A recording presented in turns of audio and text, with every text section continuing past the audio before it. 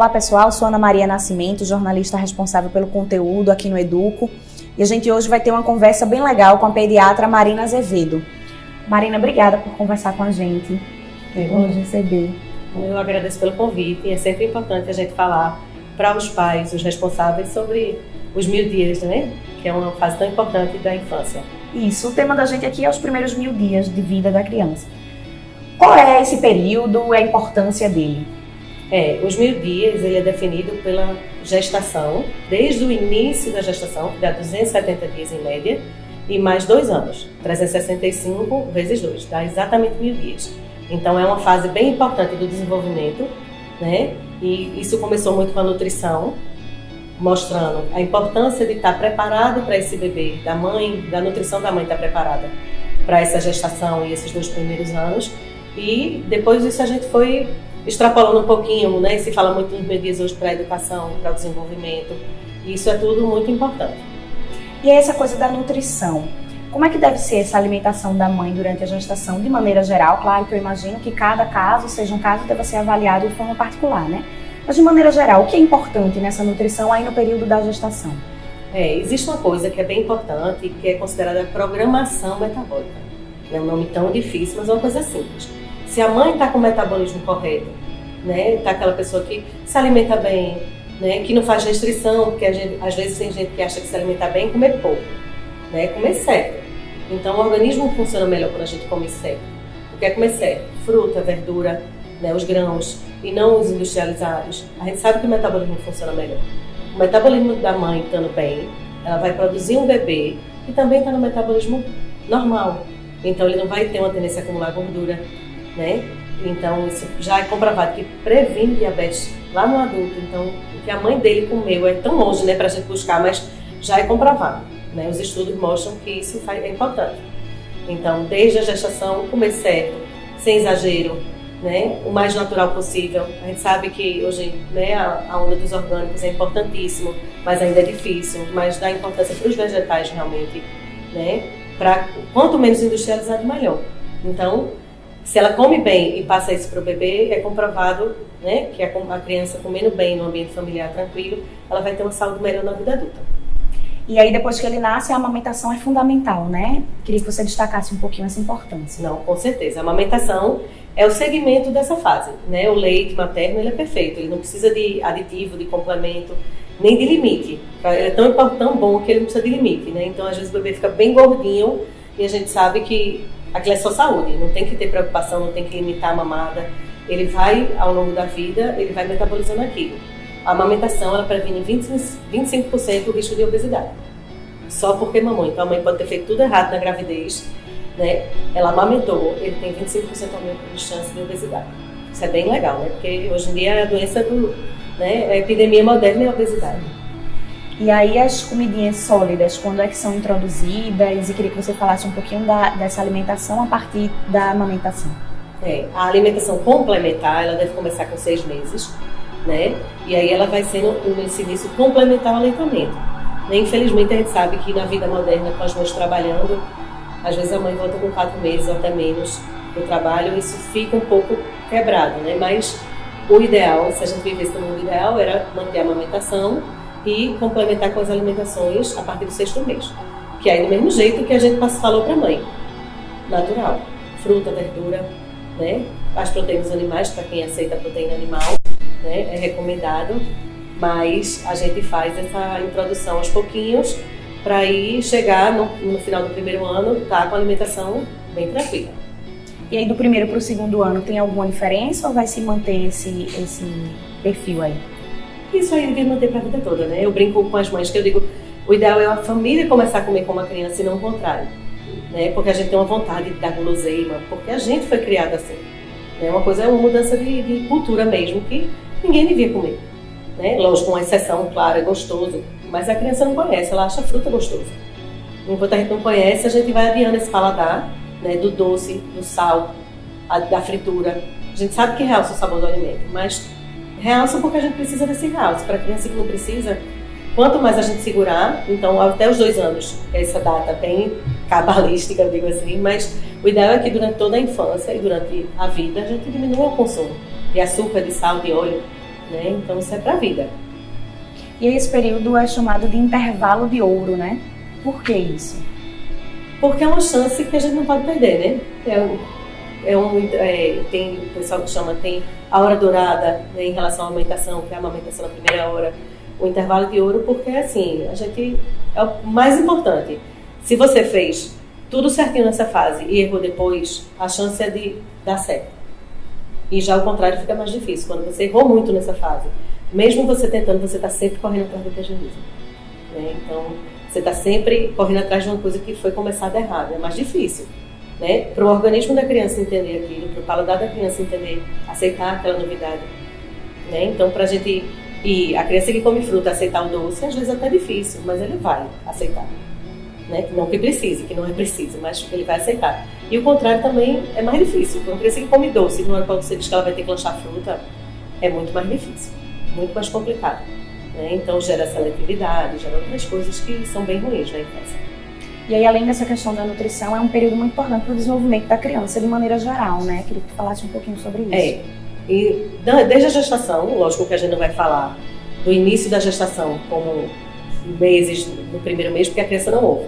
Mas a partir de 20 semanas de gestação, o feto ouve, né? Os ruídos de fora e os sons. Então, é comprovado que a mãe que lê, com o bebê dentro da barriga, né, que ele tem contato com a voz da mãe, e que quando ele nasce, alguém lê para ele tem um vocabulário até 3 vezes maior do que uma criança que não recebe essa leitura, né, ao final dos 2 anos de vida. Então é importante para tudo. É importante que você converse com a criança, que você leia para essa criança. Por que ler? Porque quando a gente está lendo, a gente está tendo um vocabulário diferente da nossa fala normal do dia a dia. A sua fala ele já conhece, né? Mas quando a gente está lendo, sai uma palavra diferente. Então né, criança, mesmo que ele não repita aquela palavra, ele gravou. Então quando ele tiver maiorzinho, para ele ouvir novamente, ele já sabe o que é. Então isso é importante, a leitura. Não precisa ser livros complexos nem nada, né? A gente sabe que nesse primeiro momento eu brinco, leia jornal, né? Conte como foi seu dia. É uma coisa simples, né? Que vai amadurecendo e o gosto pela leitura vai, né? Ter aquelas novas histórias, de descobrir novas histórias, isso é importantíssimo para o desenvolvimento. E aí essa coisa deve permanecer aí depois que ele nascer, enfim, como é que isso funciona depois? Toda a infância, que depois ele vai ler sozinho, né? A partir do 7 ele passa a ser o leitor, né? Mas nessa primeira fase são os adultos que trazem a leitura para ele, né? E ele vai ver só as figurinhas quando ele ficar um pouquinho maior, mas nesse princípio é uma leitura passiva, vamos dizer assim, né? Ele recebe aquela leitura e ele se apaixona por aquele mundo, né? Da literatura. E aí, no momento da gestação, quem muda a alimentação é a mãe, porque, enfim, ela que está gerando, mas é importante que toda a família se envolva, os pais também, nesse período, né, dos primeiros 1000 dias. Todo mundo tem que se envolver, porque você dizer que a gestante está à parte da família ou à parte do círculo social, não dá, né? Então, é difícil. Todo mundo que faz dieta sabe como é difícil você tentar comer melhor quando está todo mundo comendo, né, fritura. Então, se todo mundo ajuda, isso torna muito mais fácil, né? O estresse é um fator muito ruim durante a gestação e durante a infância. Por que eu digo a infância? Porque se a mãe está estressada, a criança vai ser estressada, né? Estressada por quê? Por cobranças, por trabalho, sobrecarga, cansaço. Não precisa ser um estresse. Às vezes as pessoas tendem a achar que estresse é uma coisa única. Não. O estresse é um ambiente estressante. Se a criança vive no corre-corre, tem que correr para trocar de roupa, né? O bebê tem que tomar banho rápido para poder dormir rápido. Não. A criança tem seu tempo. E isso é importante para ele, né, assimilar essa coisa como uma coisa natural. E isso o estresse gera tanto o estresse metabólico para o organismo, como o estresse psicológico, né? Que a criança vai viver tensa, viver achando que ela está atrasada, né? Tem que atingir alguma coisa que ela não está atingindo. Isso é ruim. E o estresse tóxico, ele repercute na saúde, inclusive, da criança, né? Como um todo, né? Porque a gente tenta desviar. Tanto o estresse, ele gera neurotransmissores. O que são neurotransmissores? São substâncias que a gente libera no nosso dia a dia, né? Então, quando a gente se estressa, se assusta, a gente libera adrenalina, que é um neurotransmissor, que é o neurotransmissor do estresse. Ele vai deixar você estressado porque você precisa reagir àquele momento de medo, naquela situação. Se isso fica no dia a dia, ele sobrecarrega o coração, sobrecarrega o rim, porque não é para estar no dia a dia assim. Então o estresse é para ser uma coisa pontual e não, né, no dia a dia, estar o tempo todo estressado, angustiado, e isso gera uma sobrecarga para o organismo. Então já existem crianças hipertensas. Infelizmente, a gente vê crianças hipertensas com ansiedade. Queria que tu falasse um pouquinho da importância do brincar, a forma como a criança vive, né? Por que o brincar livre é importante nesse período? Hoje a gente tem uma cultura de dar brinquedos prontos, né? É mais fácil a gente comprar um brinquedo que aperta, acende a luz, ele fala, ele pisca. Mas na verdade hoje está tentando buscar construir a brincadeira. Voltar para essa fase antiga, né? De construir a brincadeira, porque a criança ali vai solucionar problemas. Né? Então eu tenho isso e eu tento transformar isso numa brincadeira. Isso é um aprendizado para ela. Né? Um aprendizado em termos de solucionar problemas, que é uma coisa importante para ele, para crescer. E do ponto de vista de inteligência, de poxa, né? Eu tenho isso e isso, como eu vou transformar isso num brinquedo? E ele vai aprendendo com aquilo. Né? Ele aprende que se ele chacoalhar uma garrafa PET com arroz dentro, faz barulho. Ele aprende que se ele sacudir aquela garrafa PET, ela vai fazer outro tipo de barulho. Isso é importante para ele. Né? Então, brincar livre é isso, ele ter acesso. A gente fala muito hoje em contato com a natureza, prevenindo alergias, prevenindo, né? Tratando é uma outra situação que a gente não é mais específica, mas o contato com areia, com grama, né? Com praia, se possível, quem tem cidade de praia aqui em Recife, a gente tem essa grande vantagem, mas de entrar em contato com a natureza do ponto de vista de imunidade e de aprendizado também. Né? Então é importante para a criança esse brincar, quanto mais ao ar livre melhor, a gente sabe que às vezes não dá, mas nesse momento ele vai construindo esse aprendizado dele. Né? Tem a questão sensorial também, né? Que a criança toca na areia, quando ela pisa a primeira vez ela acha estranho, né? Aquela sensação estranha entrando pelos dedinhos do pé. Isso é importante, que ela precisa entender que existem momentos diferentes para ela também. Para finalizar nossa conversa, alguma mensagem para os pais do Educo sobre esse tema? É tão difícil, né? Mas é importante aceitar, né, a criança. Eu acho que acolher e aceitar. Né? Cada criança tem um ritmo, né? A gente vai fazendo a nossa parte e a cobrança, assim, da gente em cima da criança, a gente se cobra muito.